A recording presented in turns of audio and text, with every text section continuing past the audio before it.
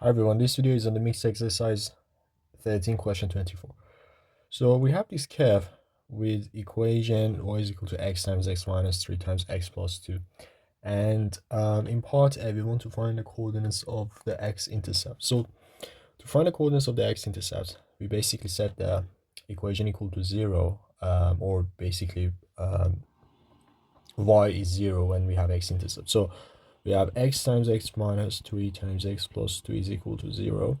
And there are three solutions. So one of them is when x is 0, the other one is when x is equal to 3, or the last one is when x is equal to minus 2. And now we can simply say that A has coordinates minus 2, 0, and B has coordinates 3 and 0, because B is positive.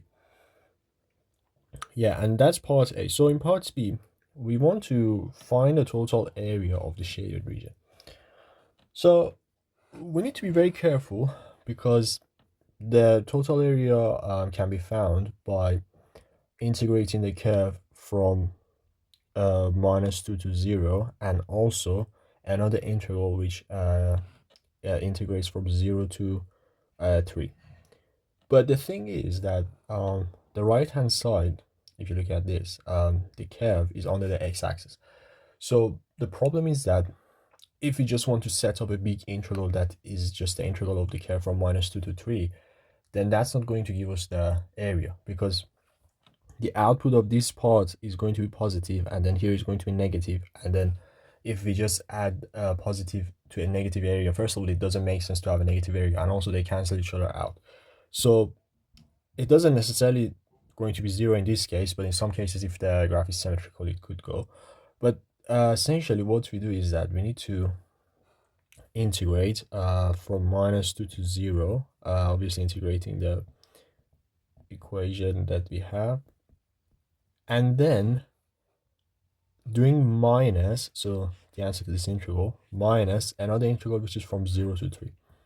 Now the reason we do minus that is because, as I said, the output of this integral, which is for the part that is under the x-axis, is negative. So we just put another negative just to make this positive, because again, we want the area to be positive, because negative area is invalid. And yeah, at this point, we just need to then solve this integral. So we can expand the brackets. So let's do that here.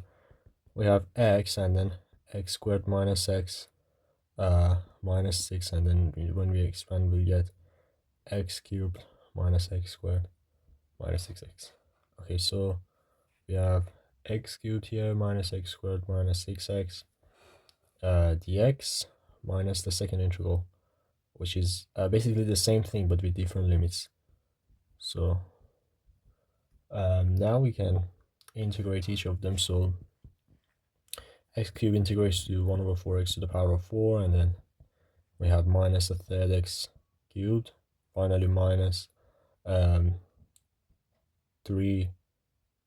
squared. So that's for the first integral, and then for the second integral, we basically have the same expression, but with different limits, which are 0 and 3. So now we just substitute and then solve this. So the final answer is going to be 16 over 3. And that's the total area.